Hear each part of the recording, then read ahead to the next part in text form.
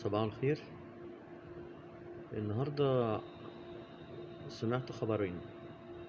الخبر الأولاني غرق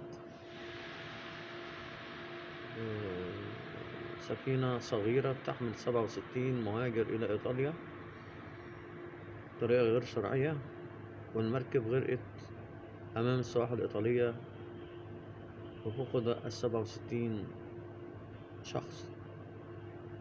الخبر الآخر ظهور كورونا في دول شمال أفريقيا، تونس والمغرب والجزائر، أعداد تتراوح من 5 ل 15 حالة.